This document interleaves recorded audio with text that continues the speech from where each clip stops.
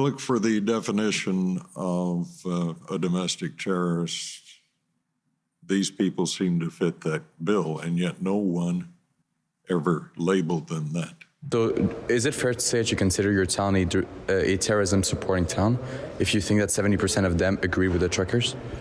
Is it fair to say what? That you consider your town and 70% of the residents agreed with the truckers. Is it fair to say that you consider your town a terrorism-supporting town?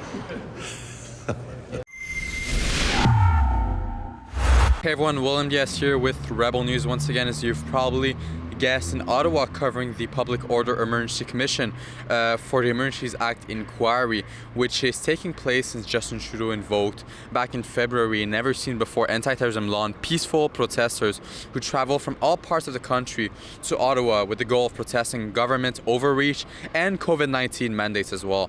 Now, that was a freedom convoy, but while the convoy was taking place, a different protest occurred in the village of Coutts, Alberta. It is known as the Coutts border blockade, where hundreds of truckers assembled and protested the COVID-19 border mandates that Trudeau imposed on truckers. Rebel News was on the ground covering the protests and bringing you information straight from Coutts, Alberta. To see the documentary that grew from their behind-the-scene exclusive access to the truckers, visit truckerdocumentary.com. And at the inquiry, mayor of the tiny village of Coutts, Jim Willett, testified. We heard him touch on his view of the protesters, what he thought of the protests, the Alberta government's response to the blockades, and a lot more. Take a look at some of what Willett stated during his testimony.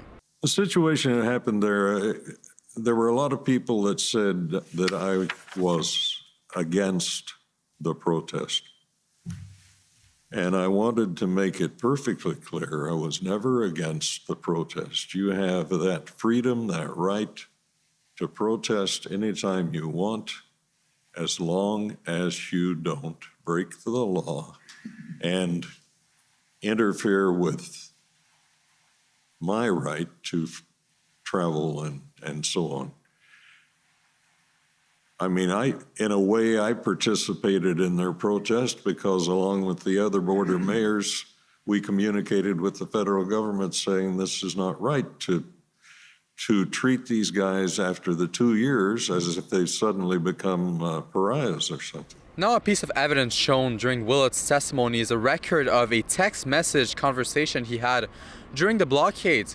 The evidence shows Willett sending a text message to a reporter by the name of Bill Graveland, where he references the truckers as domestic terrorists and affirms his belief that they are such a thing. "Quote unquote, domestic terrorists," he said. The first blue box, your text says, "Morning, Bill. The more things change, the more they stay the same. You need to find someone in a protected position to call these guys what they are. Domestic terrorists. Won't be me. They're right outside my window. I would be strung up." Literally, just a thought. Why did you describe the protesters as domestic terrorists? Well, unlike most of the people in the front rows here, I'm a Google lawyer. So when I look for the definition of a domestic terrorist, these people seem to fit that bill, and yet no one ever labeled them that.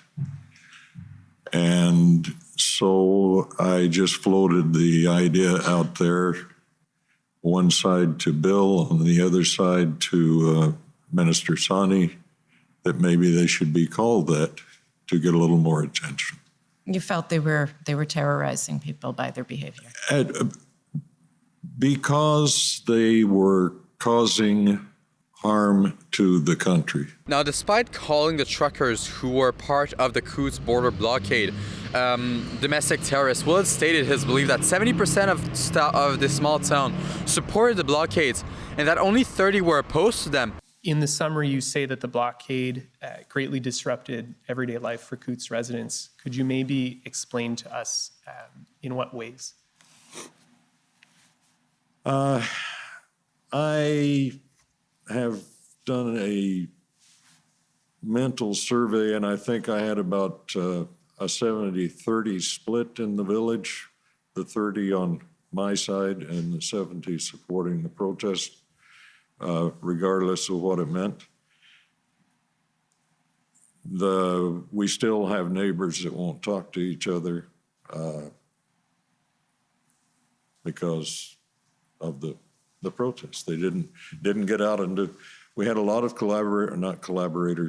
sympathetic people in the village who figured it was our duty to feed everybody.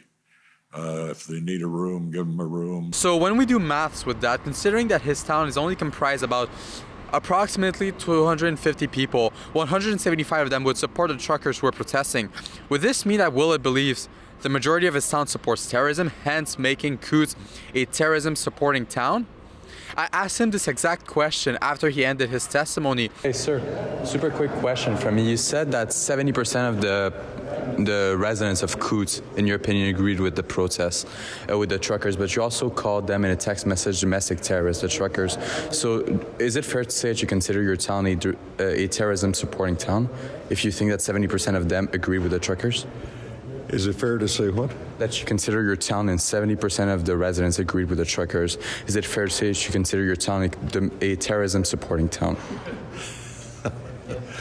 I guess you could twist it to say that, sure. Did you still have the same view that the truckers were domestic terrorists? I think whoever okayed blocking the highway was possibly there. Like I said, I'm not a lawyer. And do you agree with the general, just last thing, do you agree with the general message of the convoy or of the blockade? Do you agree with what they were fighting for?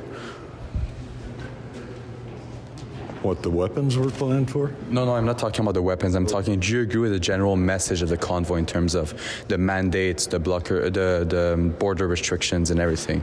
Do you agree with what they were standing for?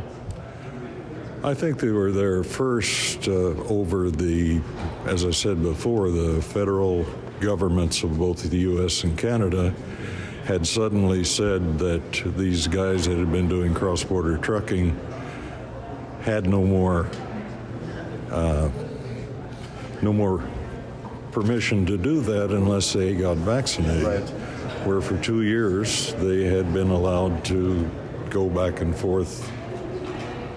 Somebody said they were gods. Well, I wouldn't go that far, but they were the guys that were carrying all the weight. And suddenly, the mandates applied to them as well. And I think it was bad timing. I think it was bad politics. It wasn't delivered properly. But it's way above my pay grade. While Willett labeled the Coutts protesters as domestic terrorists, and while he seemingly disagreed with the movement, it is worth noting that he agreed to speak to us and take tough but fair question, which is respectable and what the good politicians should do, and that's more than most Liberal MPs will do when they see me. Willett then left and the commission continued. To stay up to date with everything that is going on here in Ottawa, you can visit truckercommission.com. For Rebel News, this is William Diaz.